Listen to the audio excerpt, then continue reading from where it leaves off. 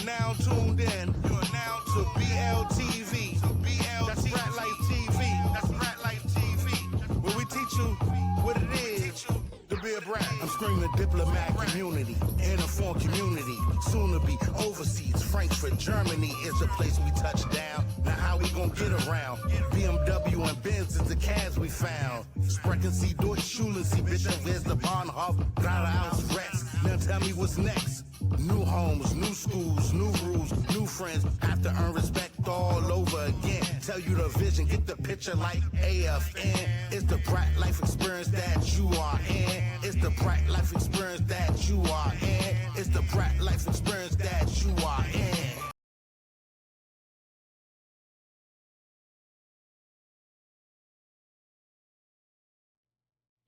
Ni hao, guten tag, assalamu alaikum. Hola, como esta? How y'all doing? And welcome to Brat Life TV. I'm your host, Adrian D.C. Dre Johnson. And let me start by saying I'm a brat, a Nuremberg Eagle, and an Augsburg Apache. And if some of the viewers are not familiar with the schools I just mentioned, there's cities in Germany. That's right, I said Germany. And if you're wondering, how did he get to attend schools in Germany? I was a brat. My father was in the military, like hundreds of thousands of other parents and guardians that was in the armed forces, the Army, the Navy, the Air Force, the Marines. We didn't ask for that experience, but we lived it. And today, we're going to call this show Real Estate, because we have a real estate agent, a medical coding and billing personnel, a mother of civilization, a goddess, a mother, a wife, my sister, Ukima Wallace.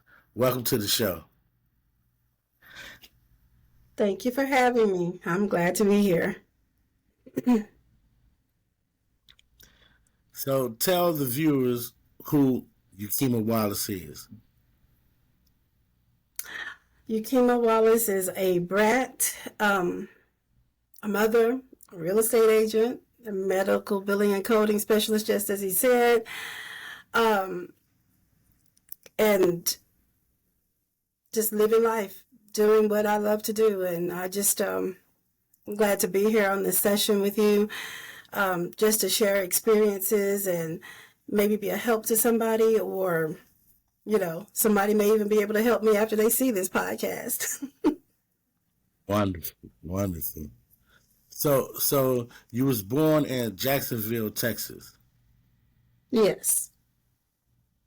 So born in Jacksonville. What part of Texas is that? It's East Texas. It's East Texas. It's like maybe 2 hours from Houston. Okay. And then you stayed there for as an infant, but then your family moved from Texas to Oklahoma. Right. That's where it all really began for me in terms of being a brat and knowing what the military life really was about as of coming in of age in that regard. So yes, I spent elementary in Lawton, Oklahoma, Fort Sill. Fort Sill. So you went to Fort Sill Elementary. And what was that experience unfortunately, like? I do not actually remember what the school was called, but it, like I said, it started out the career as far as being a brat in the military, getting to know different people. Matter of fact, even at a young age, I was able to kind of communicate with some of the other actual young adult wives that were in the military. And so I kind of skipped a little bit of the childhood and went straight into life as a teenager before I got to be a teenager. Understood. So so tell the viewers about your teacher, Mr. Norris. Oh yeah, Mr. Norris. That's really the only thing that I remember about Lawton in regards to school because he had those good protein bars. I'm Had the sorry, good it's protein protein bar. bars that I have never forgotten to this time in my life. I have never forgotten those protein bars Okay. that he had. And he would give them out as treats when we did good or got good grades or something of that Mm. nature. Then he even sold them, because they were just that good. So that was an inspiration for you all to get your work done, was to get the good protein bar Hmm. afterwards, huh? Yeah, Wow. Okay. yeah, And then, so then when you left Oklahoma, you moved to Germany. What part of Germany was that? yes. We went to Kreilsheim, Germany, and Crowdtown. I spent a few And years where's that there. located? What part of Germany is that located? Mm-mm, Are mm-mm. you familiar? So, No, no, so that did you I know was too. what bases or what, like, was Frankfurt close by, or Würzburg or Nuremberg? Was any, because Mhm. No, let me. you're the second individual that I heard say something about that area, and I had never heard of that area until you all mentioned it. Well, listen, that area was so far from anything. All I can remember is walking on the streets that like softened up because it was so hot when it got hot, and the smell. Yeah, The smell. We were they always way had that away from smell of Germany. civilization. So, yes. And so I don't remember any, true details about that part of life. Just a few photos that we have in the home and with my dad and my mom. But that's all I truly remember is those streets, a playground, and the smell. So was it a culture shock for you when you first got to Germany, and you experiencing these streets and these smells and this language that you never even heard of before? Right. It was. And then I, also had my little brother at that time. He was a baby, but still everything that I did, I had to try to, have him come along with me and everything. And it was just like, I'm not sure what to do here. Not sure where we belong Right, or where we right, fit in. I mean, you know, right. Understand. So when you left, what's the name of it again? I don't want to say it wrong for the viewers. What's Trail the name of it time, again? Trail Excuse time, me. Crowd Trail time. time, So when you left crowd time, Heim, see, uh, H. Heim. Oh, Krellheim. Yes. So when you Mhm. left Krellheim, you moved to Nuremberg. No, we actually had another spout in Oklahoma, and then we went back to Texas for a moment, and then we came back to Nuremberg. And Nuremberg is where all of my true memories of junior high, high school began. Yeah, because you was there from seventh grade to the 10th grade, right? Yes. Okay, so that was like '83 when you got there. Somewhere around there. Yes. Yes. Right. So what was the experience like in high school in Germany? Like, is it because you spent some time in Oklahoma, you spent some time in Texas? What was it a different atmosphere than those places? Germany was everything for me. I have to say that I would not change that experience, and if I could go back, I definitely would. I mean, everything to me. The people, the school, just the nature of everything. We didn't actually live on the base. We lived in a place called Niederdorf, which is close to Herzl base, which most people probably would Mhm. know. Herzl or So, Herzl base. so is that off on the economy? Yes, on the economy.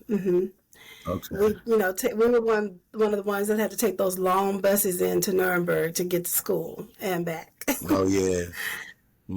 My luxury buses. Most definitely. Right. Y'all had to get up extra early to come to school. Exactly. Yeah. So Also, I'm sorry. mhm.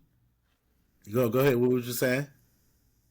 Oh, I was just gonna say also, at that particular time, I think a lot of people here, because there are some photos that's floated around, our group or whatever, from back in the day when we had that massive bus accident.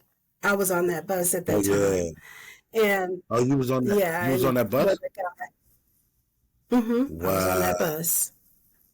Hmm. I remember that. It was a lot of you all was on that bus. Hmm. Wow. Right. Well, we're glad to see that you're here and it's okay. Now we don't. Now That's right. that was on the Autobahn where you all had that collision at, right? No, it was actually on the side streets. What happened was, I guess the driver in the car had a heart attack or something and ran up under the bus. So it was like a head-on collision. Hmm. Wow. Sent several of us to the hospital and everything. So yeah, that's a Yeah, memory. because despite of the speed limit over there, they don't have too many cops, and it's not like over here, So that's why I was wondering how Right. did that ever occur, and I never had got to the bottom of it occurring. But I do recall uh, at one time while we were in Nuremberg, I don't know if you remember this, but I guess we were under attack, and they had the soldiers come, and you had to show your ID to get into school. Do you Yes, recall I that? was there too, I believe. And they Yeah. was going, and they was Hmm. at our school all day long. And everywhere you go, they there with Hmm. M16s. And I was like, wow, Hmm. that was a crazy. Right. I don't even recall what Very, I don't even very. recall what made that encounter happen, but that was a moment for us because some days I wouldn't even carry my ID, and at that time you had to carry your ID Right. every day to get up in that. Yeah, so that was crazy. So after you left Nuremberg, you moved to Killeen, Texas for your 11th or 12th grade Right. year. My dad got stationed at Fort Hood. So I'm so sorry. what was that like a move to a new school in the middle of the year, like right before you get graduate, or 2 years before you graduate? What was that experience like? You got to start all over, meet new friends. What was that experience like? Did you know anybody at the school? No, didn't know anybody, didn't, wasn't even really used to American schools anymore. So it was a lot different for us. There at that particular time, they were able to drive to school and, leave out for lunch and things like that, in vehicles, That we not catching a right, bus or anything like that. So the whole experience was just different. And I would say that was the shock for me because it's like, well, okay, this is my native, but what do I do here now? So, right, but it turned out right. really well. Wonderful, wonderful. So when you graduated, you then moved to Augusta, Hmm. Georgia. Hmm. Augusta, Georgia. Yes. And that's when you visited the medical billing and coding. Yes. I had started to work out there at one of the hospitals, and I've been doing medical billing and coding actually since it was actually prior to that, but it was in just the medical records department. That was in Killeen as well. But then moving or making the decision to move on to Augusta, I just kind of transitioned that over to Augusta and started billing and coding. I did a little bit of teaching at Aiken, South Carolina, at the little college that they have there. Yeah, I was gonna get. And okay, No, go ahead. Go yeah. ahead. So Yeah. I So, did that for a so, little bit. but you initially got introduced to it when you was in Nuremberg. No, I got introduced to it when I was in Killeen. Okay. We had a Okay. friend of the family, and of course I was young, just out of school and everything, and I was actually going to ITT, Technical Institute at Okay. that time, and then she was like, "Well, let me help you out, be able to save some money, whatever, and get you started in a good field. The medical field is not going anywhere." And so Right. she did, and I started, and here we go. We're still doing that as well. So can you enlighten the audience on what medical billing and coding uh, consist of? I mean, I know it's self-explanatory, but for the viewers that might don't know, or um, some of the younger viewers that might have aspirations to do that type of job, uh, what does that Mhm. consist of? Basically, it consists of having a knowledge of coding. This is how the doctors, even facilities, get paid based upon how they code. That's across the board from Medicare to private insurance. You have to just know specific codes that apply to diagnosis, apply to procedures, and those numbers generate the basis of how the payer or the insurance company is going to pay that provider. Okay. And so you do that basically on forms. There's specific billing forms. There's HICFA, and there's UBO4s. Just depending upon what you're doing and who you're coding for, determines what form you're going to use to bill to the insurance provider for payment. So You're kind of the accountant for the doctors and et cetera, pharmacists to get their money. that's right. It starts, we're the median. We get the information from the providers and we put it together on a official form, sent to the insurance companies for review and payment. That's what's up. That's what's up. And you've been doing that for how long now? Oh, since uh 17, 16, 17. Mm-hmm. Wow. Wow. So I guess you know every code in the book, right? Oh no, they're actually changing. So that's the other part to it. Where I started, what they're doing now, they've changed the coding. It's a little bit different, but it all Right. goes the same way. You just kind of keep yourself abreast. They have all kinds of tools out there for you to learn and keep yourself up for, and classes that are available to you to take so that you can make sure that you're staying on top of your job. Game. No doubt. Hmm. So, and when you was teaching at Acon in South Carolina, uh, Hmm. you wasn't living in there. You was just commuting from Georgia to. Georgia. Wow. I And never, how many I hours didn't is live that? in it. Huh? Oh no, it's just right. Augusta and Aiken are right there with each other. You just cross the line. Oh, You're right in across the Aiken. street. Oh, right across Yeah. the street type. Oh, like Yeah. DC and Maryland. Like DC and Maryland. Yes. You you Yes. could Hmm. you could walk from Southeast to Oxon Hill. Yeah. Yeah. That's exactly right. Hmm. Okay. Okay. So you was going there, and you was teaching classes on medical billing Hmm. and coding. Billing coding at night. Hmm. Okay, that's what's up. And how large was your class? A regular class. I mean, it could be as little as 5 people, but as great as 20 people. So Right. it was different classes that I had. So I mean, I didn't. It wasn't just a one-time thing. It was like each quarter there Oh, was another class that came in, and we just kind of kept the ball rolling. okay. Whatever students that signed up for that Lined up. particular class. Exactly. Okay. Hmm. Okay. Okay.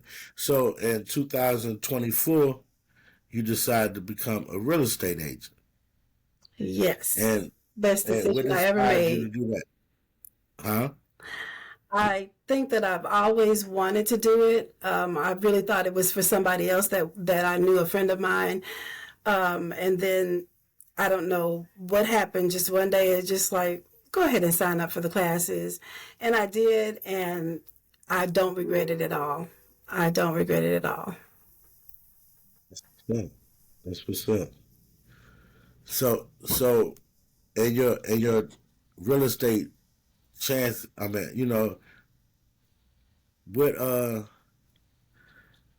what would you say is is the like the real estate has changed dramatically. Um, and Hmm. at Hmm. one time it was a freeze type thing on the real estate. So where would you think people should buy or sell at this particular time? Is this a time to buy or sell? I honestly think people should. I think actually it's both markets right now. It's just dependent upon your situation. I don't know. I think people are tending to pause, things right now just because of how the economy and the government is going at this particular point in time. But in my opinion, there's no greater time than right now to make a decision to do what you've desired to do, because at the end of the day, we don't know exactly what's going to happen in the future. So you might have Right. missed an opportunity, or at the end of the day, in a lot of cases, when we talk about buyers, you can always refinance a home, even if the interest rates are not going down the way that they are not where you want them to be right now. You purchase your Right. home, once the interest rates get better, you can always go back and refinance your home. So But I think that it's a refinancing, market for both. wouldn't that put you further in the hole? Not necessarily. It may help you out because at the end of the day, if you're going to refinance and get a lower interest rate, it's going to help you out definitely. Now, Oh the yeah. thing is that when we say that, I mean, we definitely wouldn't want you to purchase a home and the interest rates now anywhere from 5.5 to, on up. We wouldn't want you to refinance your home and then have to get an interest rate at 8% or something of that nature. But if the concept of it is that we're in hopes that the interest rate's going to go down, so you're going to want to go ahead and buy now in case they don't go down and they just opt to go up, if that's something that you're wanting to do, which is purchase a home. So what is some of the reasons why they should sell now? Selling right now because there are buyers and people are really interested in buying homes, and you right now could probably get a little bit more for your home than what you would have previously. You know what I mean? There's Because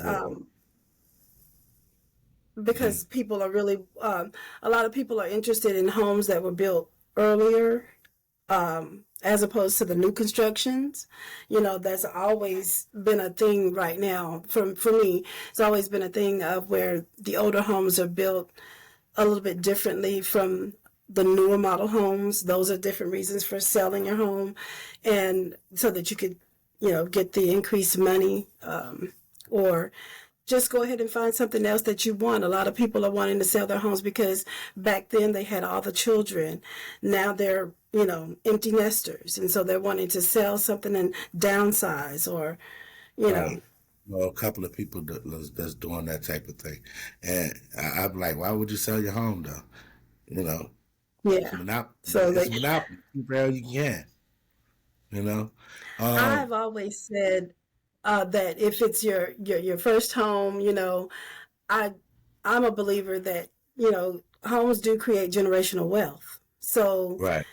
you could rent your home out if you even wanted to buy another home so that you can just continue to have an extra income coming in. There's a lot of things that you can do in the real estate right now. And Yeah, but I guess with the economy and people losing their jobs, it's kind of crazy right now. yes, So, how's that affecting your market of sales and things like that?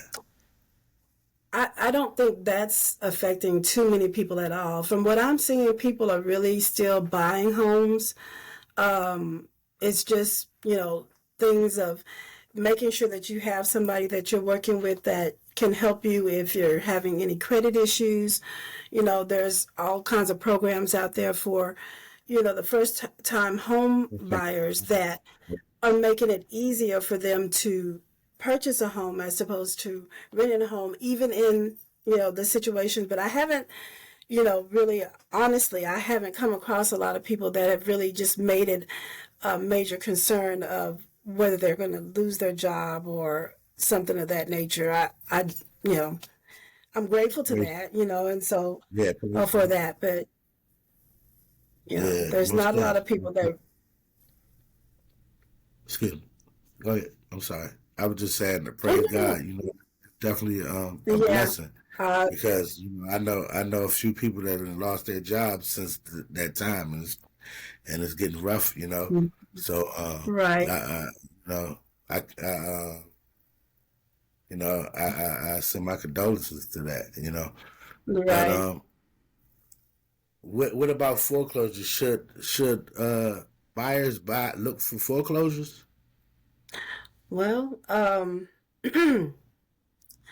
I just have to say, not a lot of real estate people actually get into that part of it unless they're the ones that are buying the homes and they're flipping the homes and that part of real estate. If you're in that part of it, then yes.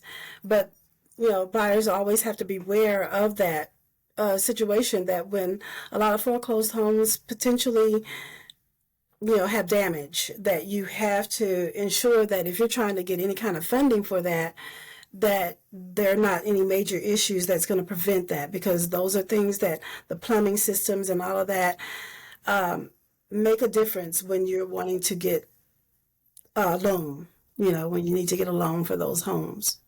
If That you're and that's cash paying. and that's majority of the problems that you run into with those plumbing, with pipes Hmm. and roof. That Yes. that that Yes, that's you run into that. unfortunately. Hmm.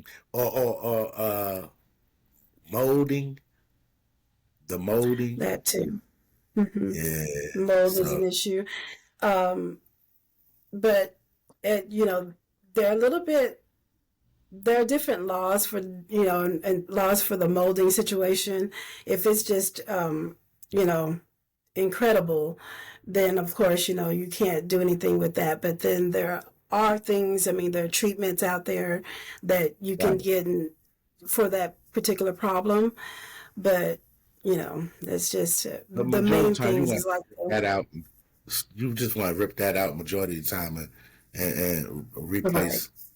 Right, because that's gonna cause. It's gonna eventually, even if you treat it, it's gonna eventually come back, and you're gonna have a bigger problem when you got to go back and fix it. So, it, what Hmm. about tax lien properties?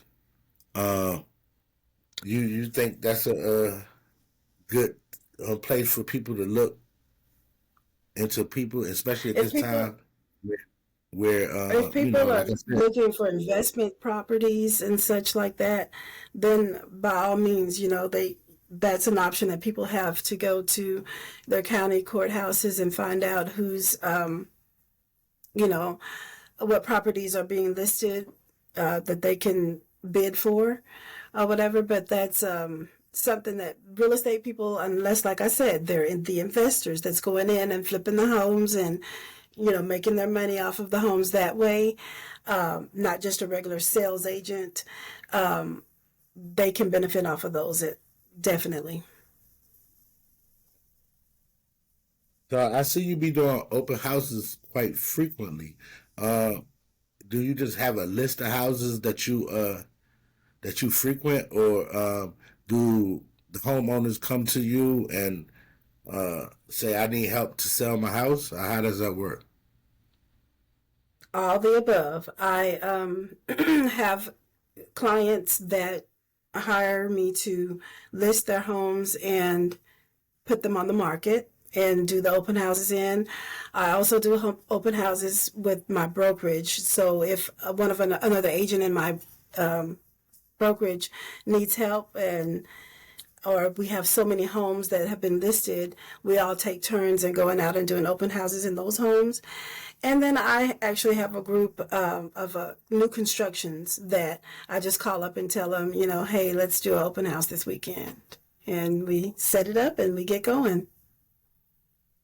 Oh, Open houses is a good way to drum up clients if they're really yes, interested, and the ones that are really interested are going to the open houses.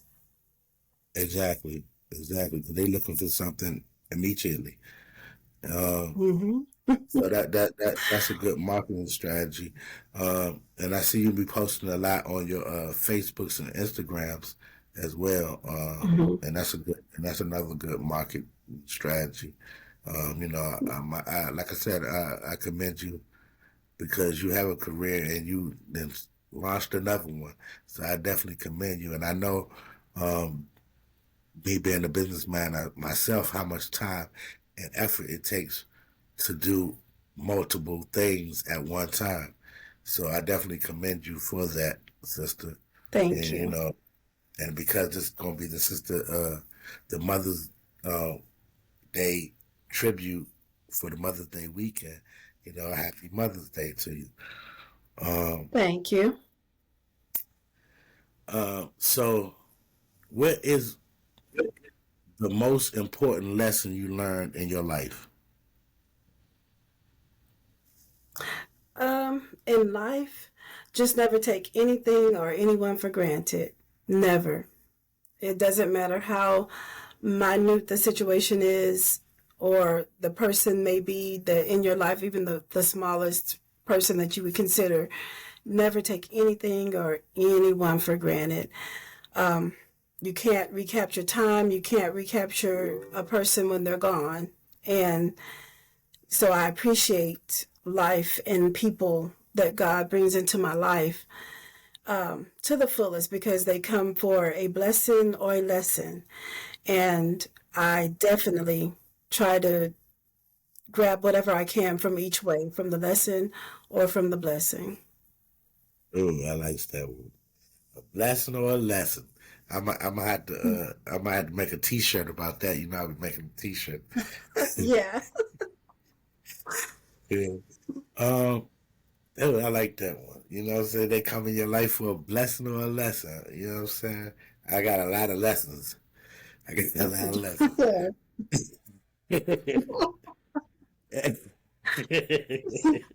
Yeah.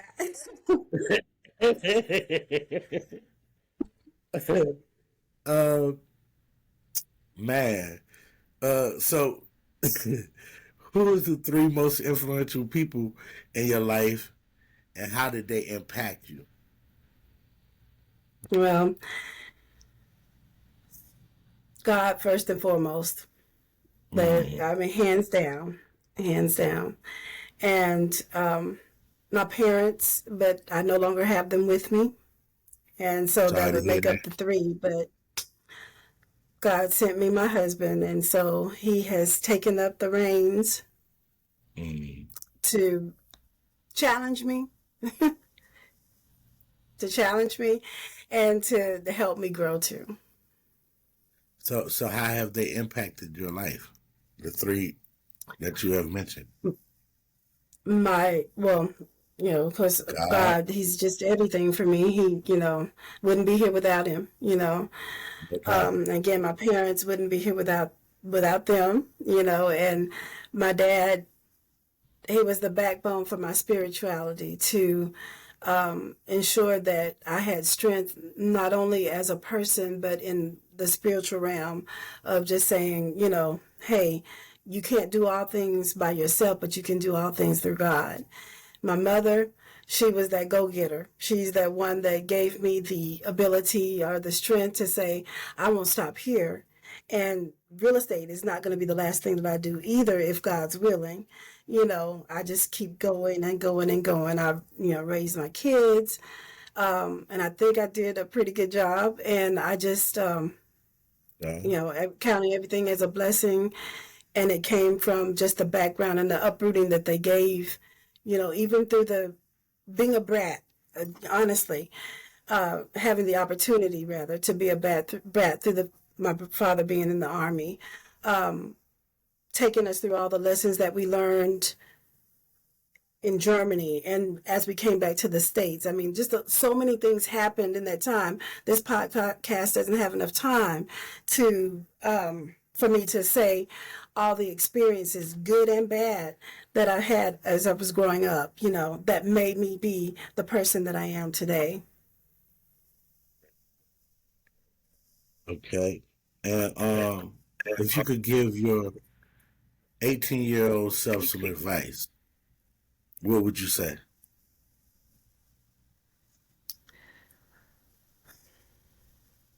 Love hard, but don't lose yourself when you're doing it. Love hard, but don't self you doing it. 18-year-olds fall in love so easy. I never really came out of that. You know what I mean? So it's like Right. you spend a whole lifetime of wasted time, I think. So I would have focused more on other things, careers. I wouldn't be at 52 becoming a realtor at this time. You know what I mean? But Since it's it's never too always late. been in me. Right, It's but it's never too never too late. late. You know what I'm Never too saying? late. I'm here, living proof of that. And everything happened in his divine order, like man planning, God the best of planners. You know what I'm saying? You needed them life experiences to to make you who you are today so you can understand. Um because I if you remember me, I was over there running a little while. You understand? But if I but if I didn't have these life experiences of that, it wouldn't have made me be able to slow down and adjust to this. You know what I'm saying? I know Mm-hmm. some people that wait till my age to start trying to run wild. You understand? And All I right. got blessed. I got blessed to do that at a young age, and take the bumps and bruises to learn the mistakes. So it makes you who Yeah, you are. that's So you right. can't and then look, you got to understand love now. You know what I'm saying? If you didn't Yeah, experience that, you wouldn't definitely. understand what love is. Definitely. You wouldn't understand how love can hurt you. You wouldn't understand how to treat love. So You it's got a all a point. blessing. It's all a blessing. hmm So It is. huh? Yeah, I said so it it's a good is. thing. Yeah, it's a good thing. Mm-hmm. It's a good thing. And the last question: what does it mean for you to be a brat? Like I said, it means everything. I value each and every brat person, whether I know them or not. I just love the community of the brats. I've seen us stick together, and I've seen, some trying times for the brats as well.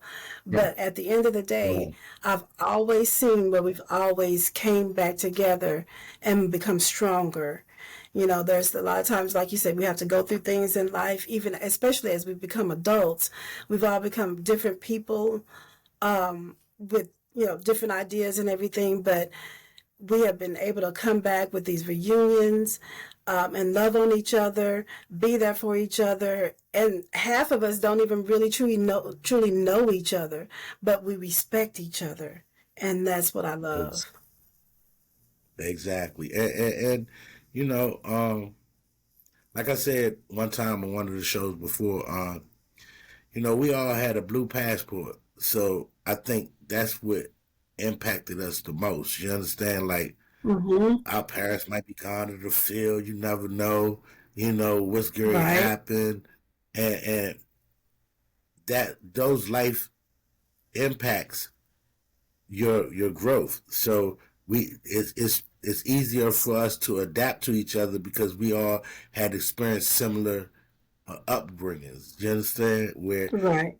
somebody's parents might be gone for 45 days, and you be like, man, I miss my mother or my father or my guardian. You understand? And Right. you might be going through something in your life and you weren't even able to express it to them because they wasn't there. So now you got to express it to who else but a fellow brat. You understand? That's right. So it's real, and that's the reason why.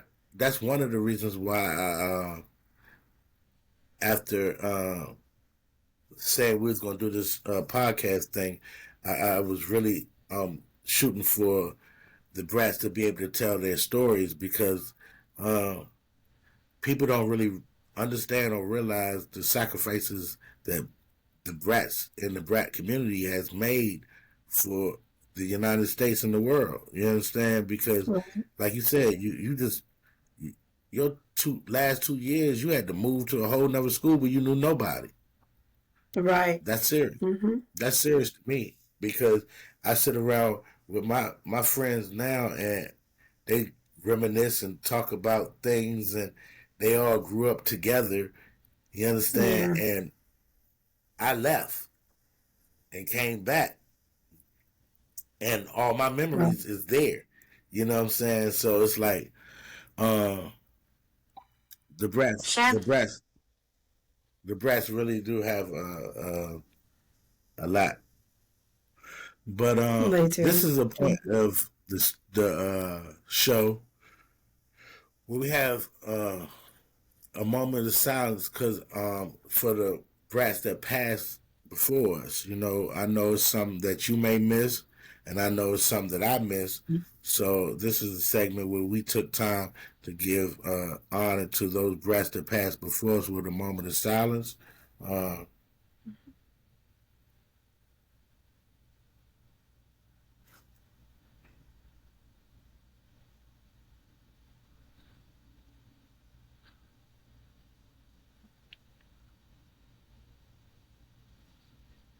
Salute. All Salute. right, I want to thank our special guest, the mother of civilization, Miss my sister, Miss Ukima Wallace. Give the audience your social medias where they can get in contact with you in case they want some property down in Texas or anywhere that you could help them with. Okay. Well, actually, it's very simple. I'm on Facebook as Ukima Wallace, the personal page. I do also have a professional page of Ukima Wallace, the realtor. I'm also on Instagram, and it's Miss Key Wallace, MZKEIWALLACE. And I do have a YouTube page, which is also Ukima Wallace, the realtor. Oh, wonderful! So how long you had your YouTube page? I just started it a few months ago, so about three Oh, months now. wonderful! Hmm. Off air you're going to make sure you give me your stuff so I could subscribe and Okay. put it on the site so the other brats can see the properties that you have and things like that. I sure will. I appreciate you. I appreciate you more. And to all the brats that tuned in, thank you for tuning in once again.